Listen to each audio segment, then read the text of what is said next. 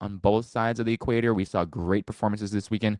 Not exactly what I would have liked for the Six Nations and some for Super Rugby, but we're making it there. We're starting some great competition from both sides of the pond. Let's get into it. I need all the wins, yeah. Ain't no L's, I gotta get a no call and quits, yeah. Gotta keep on moving no matter how hard. Here comes Danny Tusizawa, back to Baker, Baker with the fin. Kurt Baker in for DC, and this may well do it Old Glory with the try. The New Zealand Sevens legend, Kurt Baker with the cherry on top. Can you believe it? Hello, everyone, and welcome back to the Line Rugby Podcast, a show brought to you by the Believe Sports Network. I'm your host, Micah Nagaishi, and welcome back. As I said in the cold open, I was very impressed with both sides of the pond's performances.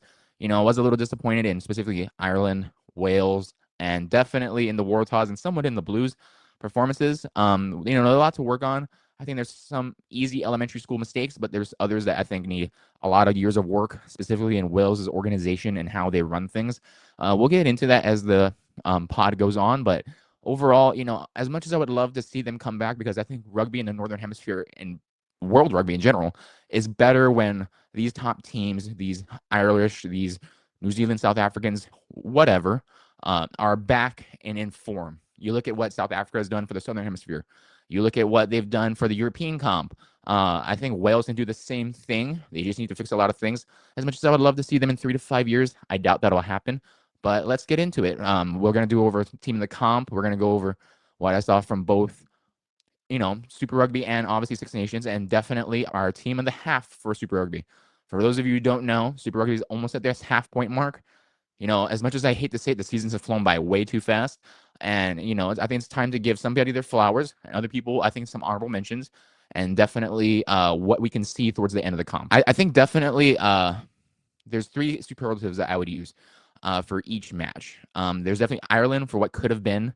Always a would have, could have, should have side. Whether you want to go to the World Cup, you want to go to automations, you want to go to Six Nations over the last 3 years. It has been an up and down stretch for the Irish, and it's sad to see them kind of not flounder per se, but falter in that aspect when it comes to how they've been playing, where they plan to go, and what they're going to do organization-wise to help support their players and obviously their fans. I think definitely England has shown their teeth. I definitely think they got kind of snubbed out of the Six Nations title. We saw a barn-burning performance definitely from the players, and especially from that coaching staff. Steve Borthwick has brought on tons and tons of playmaking scheme to put the players in the best position to succeed, and I'm very proud of that, given the fact that, again, these top sides are helping to pave the way for everyone else in the world, and England on top is always a good thing to watch, and definitely when their play is on, they're a great team, whether you're a back or a forward to watch. And, I wish they could have got another match with France for the final. I think that would have been great. But given what it is, I see a great future for England moving forward. I definitely think that Scotland definitely has crept into the obvious pit of irrelevance. Everyone knows they haven't won a Six Nations title, obviously. And then, the big thing is for me is that team of stars is running on YOLO, kind of what I've been saying about the Drua, what I've been saying about the All Blacks for a couple years. And, obviously it's not paying off. And when you're running off of just miracle plays and just power from Duhan, it's not going to get you anywhere. And then I think they need to get back to their roots. That's what they've prided themselves on, which is forward play, awesome center play, and definitely back play. They had a couple, instances such as last week, but I think they need to put a whole season or series together to really make it count and move forward. Again, I think Gregor Townsend's time in the Scottish org has definitely been, at this point, definitely numbered. And I think if they dip, below the Italians who are on the rise or below Wales, it's going to be a bad time for him. And hopefully he lasts for the rest of the year. All right, we're getting good. All right, as for Ireland, I definitely think that single shooter to the inside, running from the centers instead of the wing like the Springboks have done for how many years, since 2018, has kind of deadened their coverage. And it definitely helped the Italians do a lot of broken play with Ange Capozzo over the edge, Tommaso Allen, and Nacho Brex kind of just opening up those holes for them to play. It's definitely a little backwards, though, when you're putting out your center against a, in some instances against that matchup, a 2, 3, 4v1, hoping that someone's going to call, I guess in our terms, ice, which is the, come over, shift, fast recovery, kind of retreat, you lose some yardage to stop the breaking play, I guess. And obviously, when you're looking at that, they're not doing that as well. You're putting a couple loose forwards. I saw at one point Tog Burn and two props were on one of those edges when Ans Kapuoso broke a massive play, and you're not going to get that kind of success from that. You're putting the wing who's going to be immediately there or the fullback in a bad position to succeed, and that happened day in and day out for this game, and I was kind of disappointed. I think they need to fix that. Obviously, that goes back to a lot of the controversy regarding who they're going to put at their 10, who they're going to put at their 15. You have their disallowed try by Hugo Keenan. A lot of woulda, coulda, shouldas, which I think I've emphasized this team since I've started watching them. As much as I love my boys in green, it's my heritage. I was very disappointed in how they continue to play, how their coaching staff, despite having Andy Farrell, who's arguably one of the best, if not the best coach in the North. I hate to say it, but Borthwick's kind of coming up on him for that. It's until we see improvement, I would love to put not a hot seat per se, but a definitive third place for Ireland going forward. I definitely think that the Italians D was impressive. I think coming off of what they did for the last couple years in Six Nations, they've been slowly improving, incremental improvements, and obviously their marketing, their man has been almost preemptive. Their ability to communicate, have guys shift, whether it's tight in a 5-meter line or it's deep open play in the, what I like to call the blue zone, which is in the middle of the field. You have all of these options. These communication is key. You could say that for anything, relationships, sports, any sport really. But it's that ability to delegate, mark up your man, and stick to them that's really stood out for me. And, they've obviously put themselves in better positions because of that, especially against an Irish team who should have arguably wiped the floor with them across the board. And, to keep it as tight as they did for a majority of that game was very, very well done. I would love to tip my hat to the Italian coaching staff. They've done a great job with that. Hopefully they can move up and show that, they're not exactly the bottom of the Six Nations anymore. I definitely think they're in the middle of the pack. And I think they could, if they continue to make these incremental improvements and maybe hit a double, proverbially, can make a huge stride when it comes to what they do and maybe usurp Ireland as a third seat. We'll see. I think this game obviously was just one of those where it's, while the score says it was maybe not a blowout, but a landslide victory, I think there's a lot more fair, definitely closer than a lot of people expected just because of how they played. Maybe, yeah, if you take out the tries, while they played, the Italians specifically played, was extremely, extremely fair. They've rushed on everything that they could, played not really conservative, but definitely a very well-slated attacking D. And I loved what they did on attack. Their ability, like I said, to chip, I said this over previous weeks, and play that kind of short chip and chase game has done wonders for them. And especially with the little cross kicks that they do through Paolo Garbisi and those guys, they've done a great job at that as well. Very proud of the Italians for what they've done. I also would like to say that definitely outside of that penalty try that they basically gave the Irish, if you're looking at it, it was a kind of a moral victory for the Italians to keep it that close. You're looking at a team that, a couple years ago was getting mopped by most teams in the Six Nations outside of maybe Wales. And they've done a good job at closing that gap. And I think through parity, through teaching in the academies, which the Italians have done very well, they're modeling it after the French, have done a great job at improving year after year, and it's very nice to see. I think the one thing that I didn't understand for the Irish was how they didn't really attack the scrums or lineouts as well as I liked, as well as they used to against the Italians. Now, the Italians are no slouches. They had some good guys in that forward pack, but I wouldn't necessarily say they can beat Ireland in a scrum, breakdown, or a lineout match with the kind of guys that Ireland can field. Obviously, looking at that, I think it gave a lot of opportunities for the Italians to make a lot of inroads and plays off of that, which obviously, looking back on it, has done a great inroad when it came to basically preceding big plays that Ange and those guys can do in the backfield. As I said, for the English, I'm a little disappointed just to be a Welsh or Irish fan today, given what the English have done so well in this comp. Definitely think that I'm super early to this. One could argue very hot take, but I think England has found their new 14 in Tom Roebuck. When you're looking at Caelan Murley and those boys out wide, they have a lot of options out there, just as much as Ireland, just as much as the French. And I think they found their new guy. It's not just about the hat trick. It's about what he's done over the past, 3, 4, 5 years that I've been watching in Premiership. And he's done a good job at that. He's developing very well. At one point, he was just a straight ball running attacker.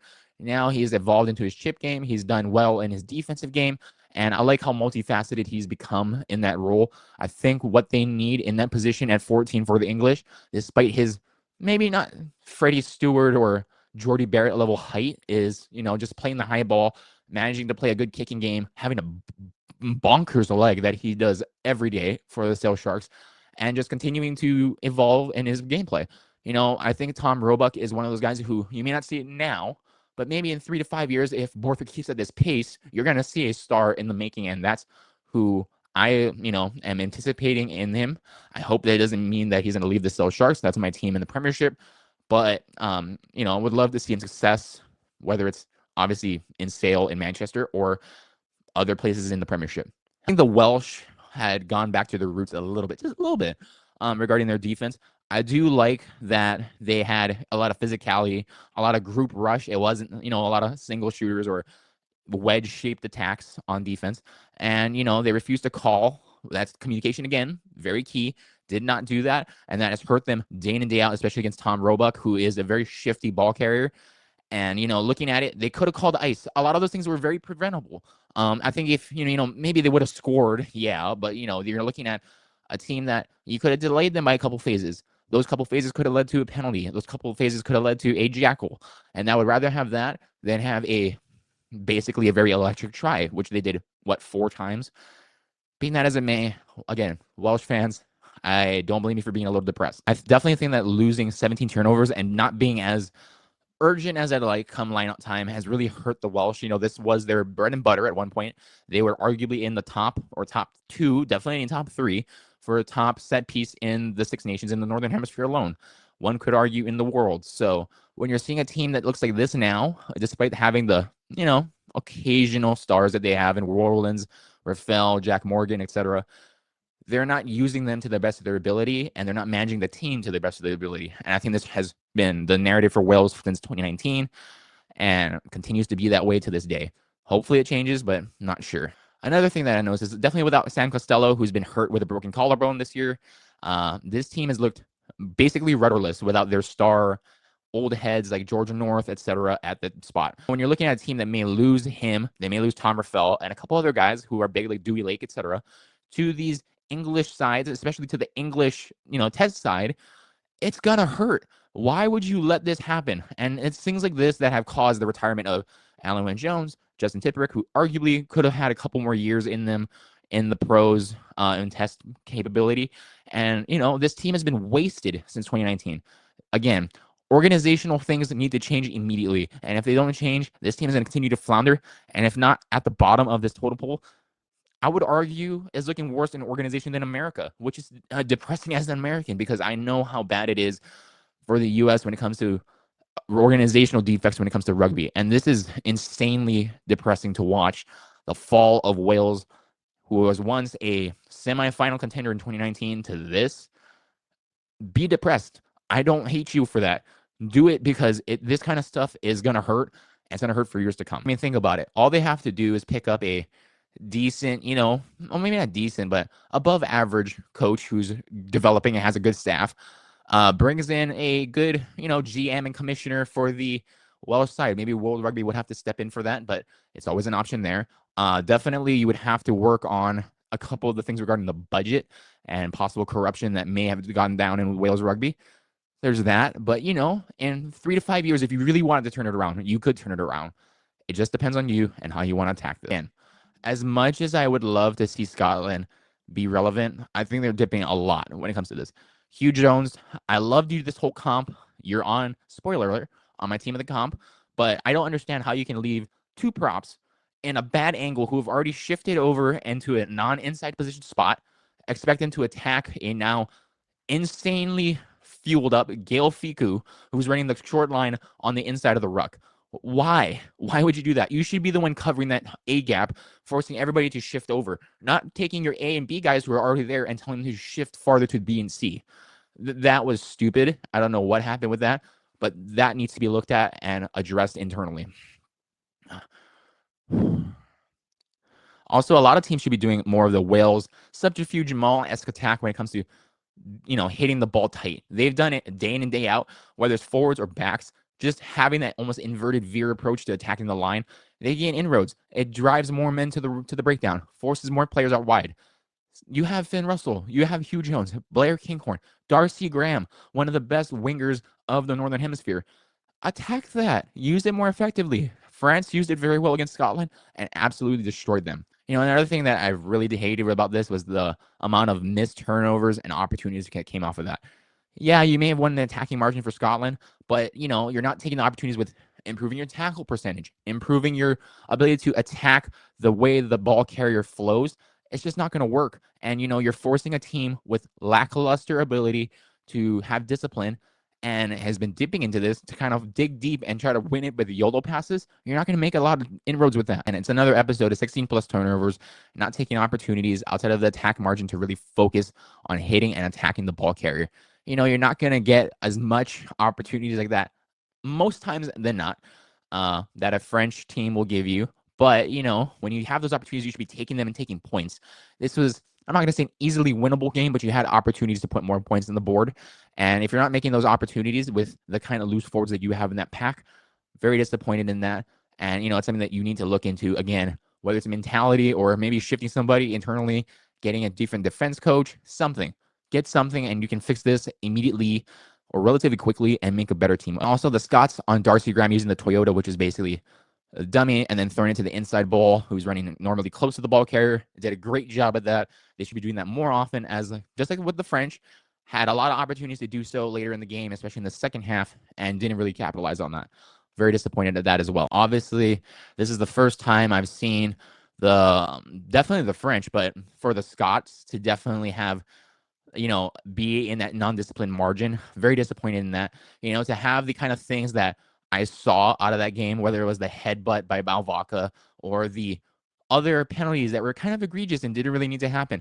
You force yourselves into bad situations, and obviously both of those teams, in theory, could take advantage of it, and definitely the French did in spades. You could have avoided at least a good couple points with regards to penalty kicks, and they didn't take advantage of it. Winnable things that did not happen. All right, as for my team of the comp, I got Andrew Porter, Julien Marchand, Juan Baptiste Gros, Michael Gouliard, Tog Byrne, Jack Morgan, Ben Earl, and Gregory Algeet in my forward pack. Need no instruction there. I've been talking about them for the last year and a half or so. Same thing with my back line. I got Jamison Gibson Park, Sam Prendergast, who despite not having Jack Crawley has done a good job in managing the Irish side. Obviously, I got James Lowe, Hugh Jones, Ollie Lawrence, who's been a breakout performer, especially in fantasy for this year. Louis Bialbari, Blair Kinghorn at 15. As for my bench, I had Will Stewart, who's been a stalwart at the English side and helped them win so many things, whether it's turnovers and support lines or good tries in tight conditions. He's done great at that. Dan Sheehan, who I thought has been a revelation despite his injuries. He came back and has been a force for that Irish, and despite their kind of losing streak at that spot. I have Will Rowlands at my lock spot, who can play loose or lock, and I have Tom Curry as my last forward for the bench. As for my back three, I went for Tomas Ramos, who arguably could have been instead of Blair Kinghorn for that 15 spot. Like, again, Clint Kinghorn has been my revelation for this comp. I think he deserved to be up there. Tomas Manoncello for the center spot. I thought he did a great job over the last 3 weeks of really refining his game and putting himself in the best position to help his teammates rather than kind of, taking the selfish route. He's been a very selfless player, and I love that. Another person that I liked in that spot was Tommaso Allen for, again, the obvious reasons above. Selfless, has done good things for the kicking game, and has helped more than hurt their side. Good job with that. As for Super Rugby, again, I thought, the Highlanders, despite being a couple pieces away, they're always in every game. And they are so close to riding the ship. Jamie just has done a good job. I think they just need to fix a lot of things in the four pack. Once they fix those, this team's going to be very good, or at least above the middle ground in the middle of this comp. Despite the fact that the Hurricanes did win this game, I didn't really think it should have been to them.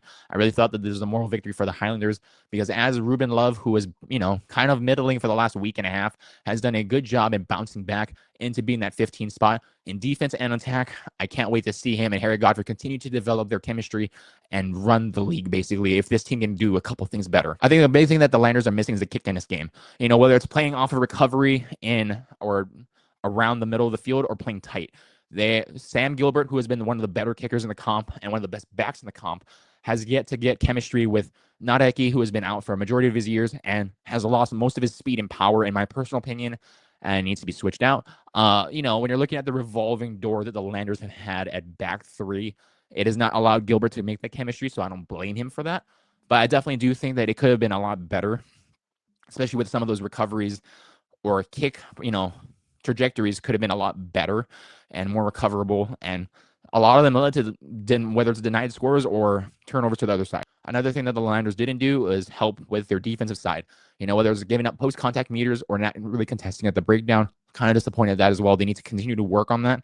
They've made inroads since the first couple weeks, but I'm not seeing the kind of thing that can make or break a side into being better than what they are. I think the one thing that this team is run on is run by stars. It's been run on that for the last couple years.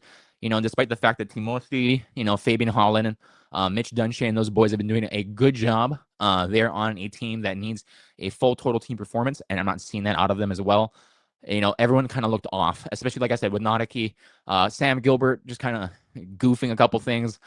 Obviously, again, if you're in a home game in your dome stadium, you should be making every kick.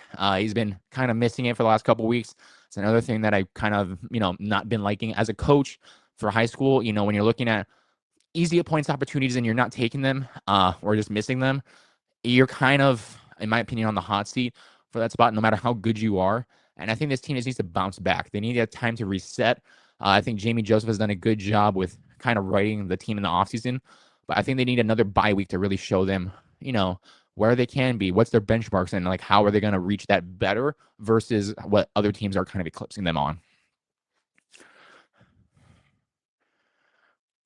And it's kind of sad too, because the Liners used to be a dominant team with Billy Harmon, Kazuki Himeno during that year that he was there. That was the year I watched the Highlanders every day. Kazuki Himeno is one of my favorite players in the world right now.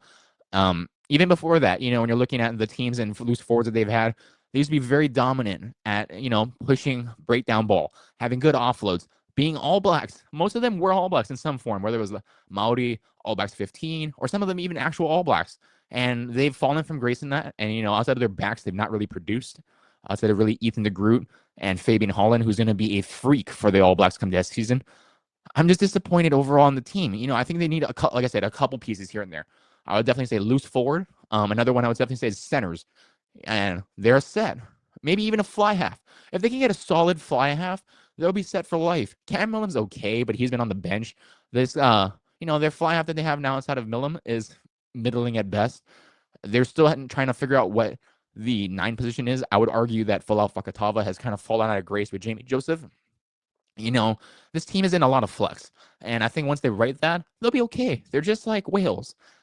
Okay, Wales is a lot more than a couple pieces away, but again, better position. And they're on that, gray area between falling like Wales to irrelevance or even, becoming an above average team like a Italians for the Six Nations, if you wanted to compare it that way. The big stat you should be looking at is 5 out of 14 wins for the Landers in turnovers versus 10 out of 11 turnovers won versus lost in the Hurricanes point. Again, perfect example right there. And on top of losing the lineout battle, which is at one point the big thing with the Landers, which is set piece out of the lineout, they only won, 80% of the time, which I think to me is bad, especially when you're throwing in your own throws.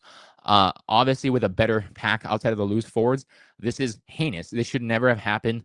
And again, is maybe not fireable offenses, but easily fixable and should have been done a long time ago. There's a term in Hawaii called dirty lickings that basically means that you got cracks, aka spankings, beat up, just overall demolished, and you're looking at the Brumbies versus the Drua match. I think this has that all over the board in terms of dirty licking. So, outside of the forward pack, which I thought did exceptional and has been exceptional for the Brumbies over the last half of the year, I thought our backs really stepped in and did a good job. Lenny Kitao, shout out to you. You have done a revolutionary job in coming back from injury. Rob Valentini, same thing as well.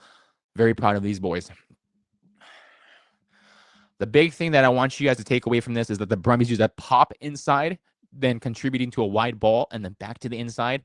That little pop passing from inside and out did a great job of opening up a lot of plays for them because of obviously the Drew are great athletes, but if you have them kind of give them eye candy, window dress outside on the edge, pop it back inside, those boys are going to be gone 90% of the time if they have the wheels. And let me tell you, the Brumbies, if you have not watched them before, you should have some of the best athletes in the back three in the world, I could argue, in provincial comps. Obviously, when you look at that, it's going to create more frantic plays rather than urgent. That's never a good thing for any team, let alone a rugby team that's relying on that continuity on defense and offense. And for obvious reasons, it's going to lead to a blowout, which definitely. I thought that another thing that they did good was using the bubble screen, kind of swinging the guy outside, kind of off of like a Sexton play almost, but not having the ball firsthand. It was a good thing where the Brum. I thought that little Another thing I really liked was the fact that they used like a bubble, which is essentially like a swing out pass for normally it's for a non-ball carrier, which is what the Brumbies did, but sometimes it is a ball carrier given that it's used by Johnny Sexton all the time. One thing that they did really well with it is kind of opening up the Drua offense, whether it's coming inside or outside. They help set that up, whether it's through that pop passing or just off a set piece, like kind of using a blocker, etc.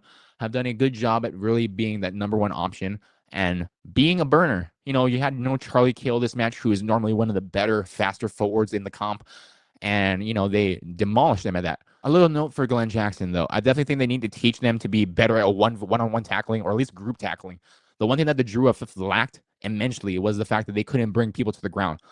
Maybe they can't bring on Lenny Ikitau, who's one of the most powerful players in the comp, but at least you can stop him from offloading, which they didn't do a good job at. Having the ball in play more often than not, or having those post-contact meters, again, puts a lot of pressure on your defense, and obviously for the Drua did not do a good job with this. Something that Glenn Jackson needs to see on film. He's seen it, I would assume, for the last, 6 rounds in preseason.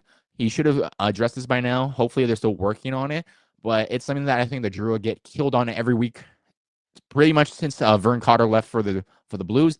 And, this is something that you're not going to win anything, let alone get into a decent playoff run if you're not addressing this in its entirety. The one thing I did like, but I kind of in a mixed bag on, though, is that Tavita and Canavere being on the bench.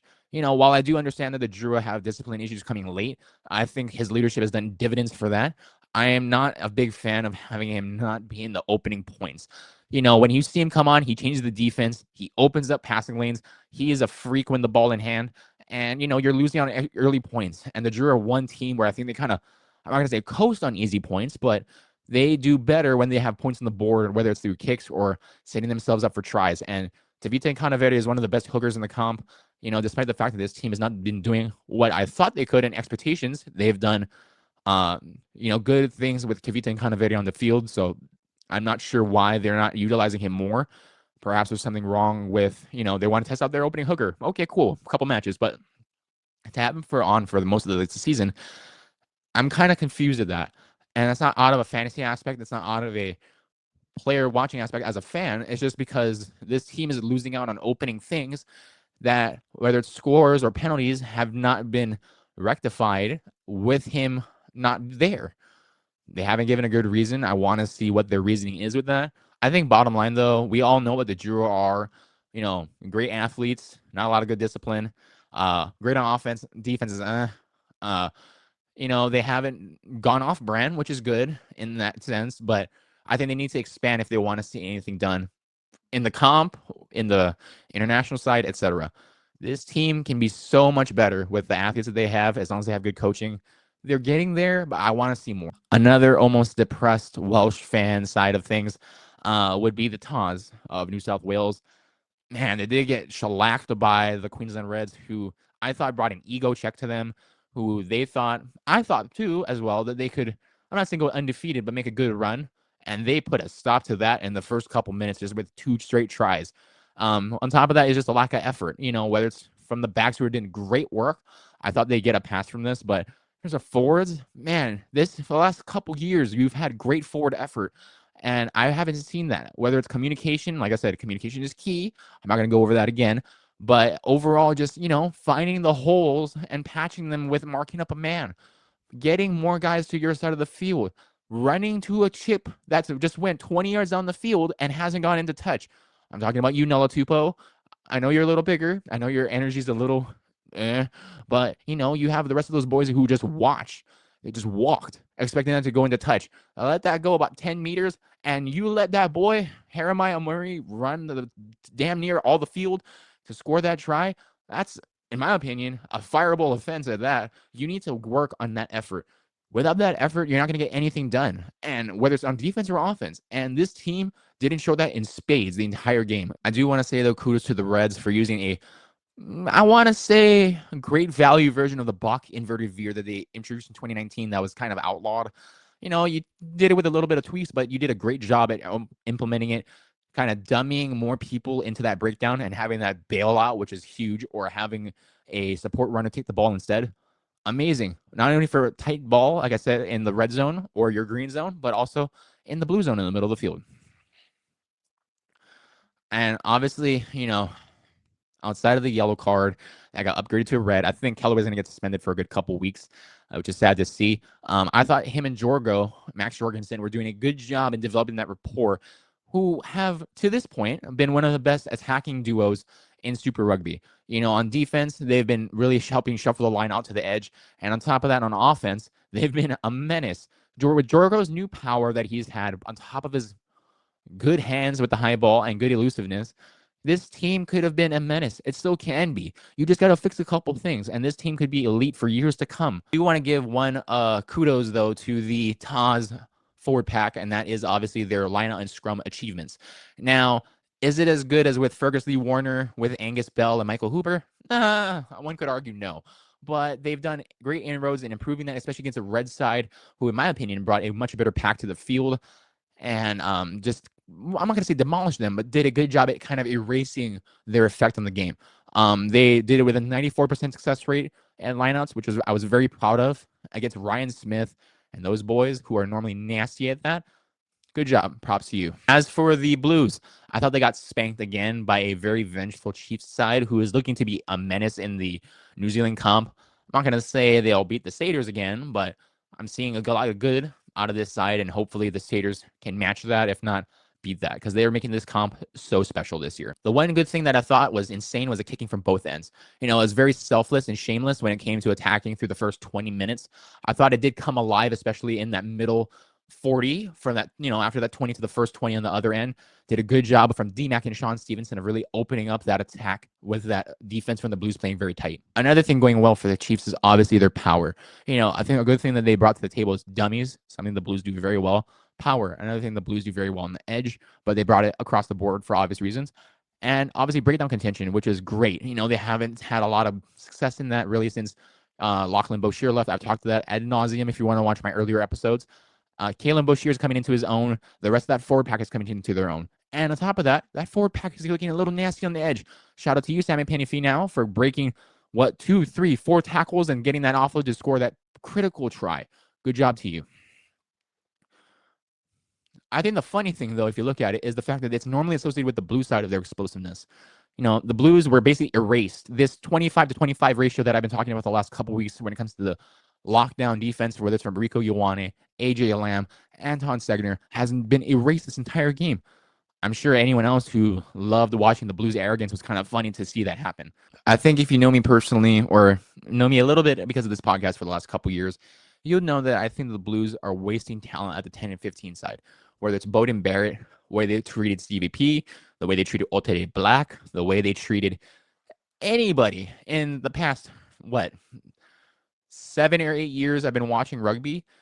It's depressing. You're wasting some of the best talent on earth that you sign, you're giving sabbaticals to, etc., and you're not getting the 100% return on investment regarding that, whether it's fan investment or just in the game.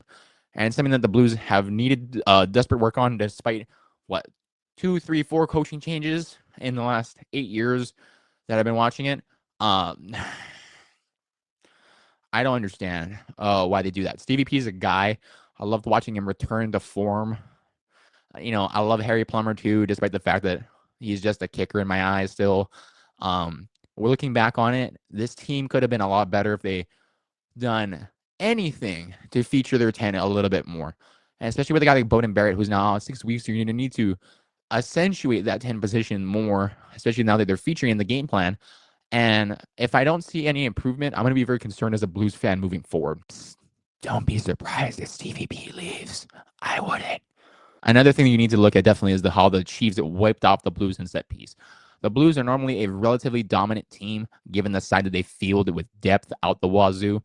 And the fact that the Chiefs, who have, in my opinion, floundered in that over the last couple years since 2022, have done a better job at erasing what the Blues do well. Whether it's at the breakdown, at scrum and at lineout, they've done a good job at that. And it's not just their tight five; it's the entire loose forward pack. These are guys who maybe were on the bench a couple years ago, maybe are developing this year. Look at Callum Boshier. At one point, he was not a shell of his brother, and now look at him, one of the stars of this Chiefs forward pack. It's just development.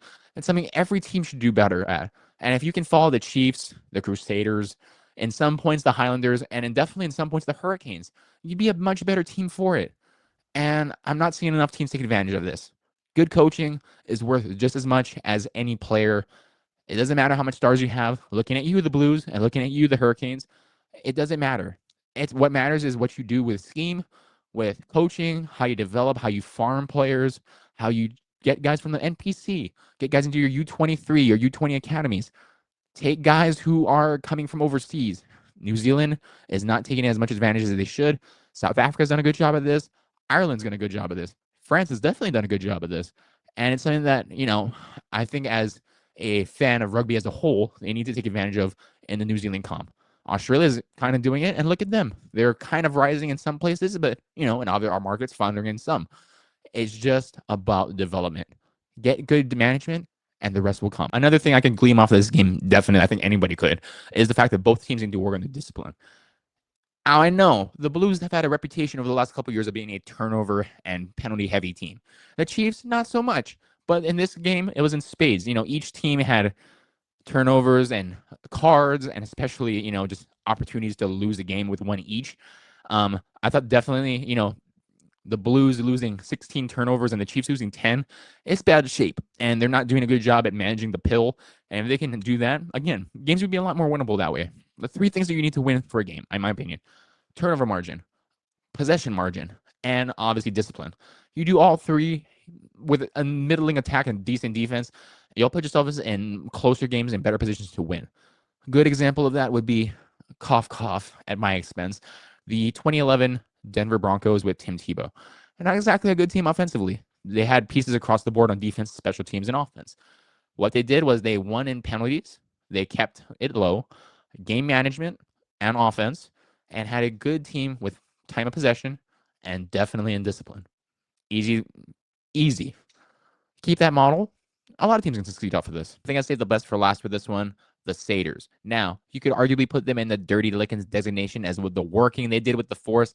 Ooh, I can't say what I want to say, but they put work on. And I'm very impressed with what they've done overall in this offseason, in this season, let alone. Will Jordan, I had a little bit of, before I preface this, a little bit of reservations about Rob Penny for all his time with the Waratahs, his assistant time with the Rebels. It just wasn't as hot as it used to be. Looking at it now, this team is firing, and I'm more than happy to award him the tip of the hat regarding this.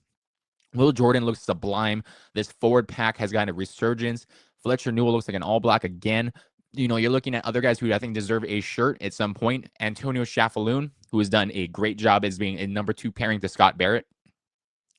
You got Christian Leo-Willie, who has been an absolute unit in that number 8 jersey in the back. Ethan Blackadder still being a menace. The rest of that team, Cullen Grace. I have spoke dividends of my boy in, social conversations. I'm not really sure if I've spoken to him on this podcast. I definitely should bring him on. He was a good teammate back in the day. Cullen Grace is a freak. When he's healthy, he is an athletic menace. We've seen it in spades this year. He's just been, regarding his speed, a lot of people say that, he has a lot of power, a lot of IQ, but the speed is lacking. I think this year when he lightened up, he's done a better job at getting into spaces that he never would have seen himself in about 4 to 5 years ago. So props to him on that. Cullen, you're a fucking menace. Love you. As for line speed, I think if you're looking at defense and what they bring to the table, the Crusaders have done a good job in bringing a rush defense with depth. They managed to eliminate a lot of what Ben Downston like to do regarding the kicking game. Obviously, they have a good back three, good recovery in that, but, they have an exceptional unit when regarding how they manage their defense, whether it's David Havili calling it. You got Cullen Grace who's taking more of a leadership position in that lineup. And this team is firing on all regards. When you're looking at the breakdown as well, They're doing a good job of jackling, whether it's Tamaiti Williams in there, George Bauer, or the other boys deep down. They've dug deep and they've brought on a great performance against the Force. And I would argue they're right now the best team in New Zealand. The Force, despite having a very good lineup, you let off Charlie Tizanov for rest, and this team kind of suffered for it. Their lack of really good breakdown speed. Line speed looked really passive against a Crusader attack who can rip you in all forms and facets. And you're looking at a lot of their breakdowns were very, very, I'm not going to say passive and otherwise non-existent, but they weren't doing enough of a job to really stop counter-rucks by the Crusaders, who did a good job at really forcing a lot of mistakes from this team and not just being passive like they used to. They were really bringing it to them, whether it's Sever Reese taking a spin move to the house or Tamaiti Williams getting a good turnover and really supporting the try by those boys in the back three. I do want to say, I think it's easy to say that Kemara will not see the lineup again regarding JOC and his arrest. I really thought JOC would have played this game. He didn't, unfortunately. I think he's earned that 10 spot now over Kemara. I know he's young. I know he's going to make mistakes. I understand that. But I'd rather have a proven leader who can manage the space. And when we did see JOC in his moments, he has been a shining example as to what good he can bring in his older age to this Crusaders team and to the Wallabies as a whole this summer when they face the British and Irish Lions. When you're looking at it, Kemara did miss a couple kicks. I think that's the biggest thing for me. But as a leader in that field, that team changes and flips a switch when you have guys like JOC on the field calling the line, calling the ball. For me, as of right now, I think Sever Reese is easily player of the year. You could say he has transcended what he was in the last couple years. I used to hate him, as a non-Crusader fan. I hated when he used to get the ball, what he used to do. A lot of people don't like him for his alleged court cases in the past.